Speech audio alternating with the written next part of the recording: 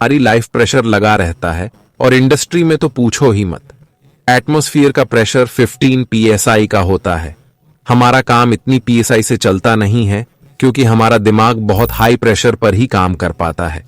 Compressor atmosphere के pressure को 1000 psi या इससे भी ज्यादा इंक्रीज कर देता है, जिसको इजीली स्टोर किया जा सकता है। कंप्रेसर को हम जनरली एयर कंप्रेसर बोलते हैं क्योंकि एयर को ही कंप्रेस किया जा सकता है। लिक्विड जैसे ऑयल, वाटर ये कंप्रेस नहीं होते हैं। रेसिप्रोकेटिंग कंप्रेसर की हेल्प से कंप्रेसर के बेसिक्स को समझने की कोशिश करते हैं। यहां पर एक मोटर होती है जो सिस्टम की क्रिंग्स से जुड़ी रहती है और पिस्टल मोटर के रोटेटिंग मोशन को लीनियर मोशन में बदल देता है। जब पिस्टल नीचे की तरफ आएगा तो यह अपने सिलेंडर के अंदर एटमॉस्फेयर के प्रेशर से कम प्रेशर क्रिएट कर देता है, जिससे इनलेट वॉल ओपन होगा और बाहर की एयर इजीली पिस्टल के सिलेंडर में आ जाते और उसके बाद इनलेते वॉल बंद हो जाता है। कहने का मतलब धोखे से एयर को अंदर लाया जाता है। अब जब ईस्टर्न ऊपर जाएगा तो एयर का वॉल्यूम कम हो जाएगा और एयर कंप्रेस होने लगेगी। जितना हमको प्रेशर चाहिए उतनी जब एयर कंप्रेस हो जाती है तो आउटलेट वाला ओपन होता है और एयर को टैंक में स्टोर कर लिया जाता है। अब यह एक बहुत बेसिक प्रोसेस है, लेकिन यहां पर कुछ चैलेंजेस भी आते हैं। जब एयर कंप्रेस होती है तो उसका टेम्परेचर इंक्रीज होने लगता है और पिस्टल रेगुलरली अप डाउन कर रहा है, तो फ्रिक्शन की वजह से पिस्टल का और सिलेंडर का भी टेम्परेचर इंक्रीज होने लगेगा। और इस कंडीशन में बाहर से जो एयर आ रही है उसमें यदि ऑयल का कंटेमिनेशन है तो सिलेंडर ब्लास्ट कर जाएगा। इसलिए बाहर की एयर को अंदर आने से पहले कुछ फिल्टर लगे रहते हैं जो एयर में अवेलेबल डस्ट पार्टिकल और ऑयल कंटेनेशन को रिमूव करते हैं।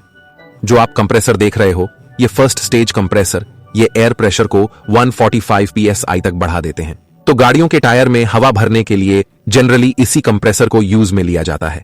इसके अलावा रेफ्रिजरेटर में भी यही कंप्रेसर लगा रहता है। क्या आप बता सकते हो कि कुछ लोग अपनी गाड़ियों के टायर में नाइट्रोजन गैस क्यों फिल करवाते हैं? कमेंट बॉक्स में जरूर से लिखना। यदि हमें इससे ज्यादा प्रेशर की जरूरत पड़ती है तो इसी कंप्रेसर में हम एक स्टेज और बढ़ा देंगे, तो फर्स्ट पिस्टन प्रेशर को 145 psi तक इंक्रीज करेगा और सेकंड पिस्टन इस प्रेशर को 300 psi तक बढ़ा देगा। यहां पर हमें एक फायदा और मिल जाता है, फर्स्ट पिस्टन एयर का टेम्परेचर काफी हद तक बढ़ा देगा। तो सेकंड पिस्टन तक जब एज जाती है इस पाइप के थ्रू तो इसका टेम्परेचर काफी रिड्यूस हो जाता है, तो यह एयर और ज्यादा कंप्रेस होने के लिए तैयार हो जाती है।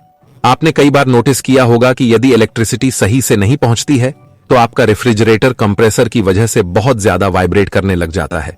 तो एक अलग टाइप का कंप्रेसर डिजाइन किया गया जिसको स्पाइरल कंप्रेसर बोलते हैं। आज के टाइम में लेटेस्ट एयर कंडीशनिंग में इसी कंप्रेसर का यूज होता है। यह कंप्रेसर पूरा ही एक सिलेंडर की शेप में होता है जिसमें नीचे की तरफ मोटर लगी रहती है और इसमें 2 स्पाइरल लगे रहते हैं। एक स्पाइरल फिक्स रहता है और दूसरा मूव करता है। जो मूविंग स्पाइरल है, जब बाहर से एयर अंदर आती है तो उसको इस स्पाइरल में ट्रैप कर, जिससे एयर का प्रेशर इंक्रीज हो जाएगा और इस एयर को साइड में कलेक्ट कर लिया जाता है। जो रोटेटिंग स्पाइरल है वह सेंटर से थोड़ी ऑफसेट रहती है, जिसकी वजह से यह कंप्रेसर बहुत ज्यादा वाइब्रेट कर सकता है। इसलिए मोटर के पास में कुछ ऐसे वेट लगाए जाते हैं जो ऊपर के वाइब्रेशन को कैंसल आउट कर देते हैं और कंप्रेसर स्टेबल रहता है। सेंट्रीफ्यूल compressor basically centre fuel pump की तरह ही काम करते हैं, जिसमें एक एम्पेलार होता है जो बाहर से एयर को खींचता है और आगे कंप्रेस करता जाता है। बेसिकली इनका यूज हमारी गाड़ियों में टर्बो चार्जर में होता है। इसके अलावा टर्बो सॉफ्ट, गेस्ट में भी इनका यूज किया जाता है। अब हम कुछ एक्सट्रीमली पावरफुल कंप्रेसर के बारे में बात करते हैं। एयरप्लेन का इंजन, जिसको जेट इंजन बोलते हैं, वह भी एक तरीके का कंप्रेसर ही है, जिसको डायनामिक कंप्रेसर बोलते हैं। इस कंप्रेसर की स्पीड बहुत ज्यादा हाई होती है। बेसिकली ये एयर की काइनेटिक एनर्जी को प्रेशर एनर्जी में बदलते हैं। यदि आप जेट इंजन की डिजाइन देखोगे तो आगे से एरिया इसका बड़ा है और पिच जाते जाते एरिया काफी कम हो जाता है। तो ये हाई स्पीड में बाहर से एयर को खींचते हैं और कम एरिया के अंदर धकेलता जाता है। जेट इंजन के अंदर स्टेटियर और आरओटीआर ब्लड लगी रहती है जो कुछ ऐसे एंगल पर मुड़ी रहती है। स्टेटरा ब्लड फिक्स होती है और रोटियार ब्लड रोटेट करती है। ब्लेड की डिजाइन कुछ ऐसी होती है कि जब एयर इनसे पास होगी तो यह एयर के एरिया को फ्लो के डायरेक्शन में बढ़ाने लगते हैं और जब एरिया बढ़ेगा तो एयर की वेलोसिटी रिड्यूस होगी। और बर्नौली का सिद्धांत हमें बताता है कि वेलोसिटी का प्रेशर से इनवर्स रिलेशन होता है, जिससे हवा की किनेटिक एनर्जी प्रेशर एनर्जी में बदलने लगती है। और जब इन नैरो एरिया से ए पास होकर बाहर लो प्रेशर एरिया में निकलेगी तो इंजन को आगे की तरफ फोर्स लगेगा, जिससे एयरप्लेन आगे बढ़ता है। तो बेसिकली एयरप्लेन का जेट इंजन एक कंप्रेसर ही होता है। अब बात करते हैं सबसे पावरफुल कंप्रेसर के बारे में, जिसको आयोनिक कंप्रेसर बोलते हैं।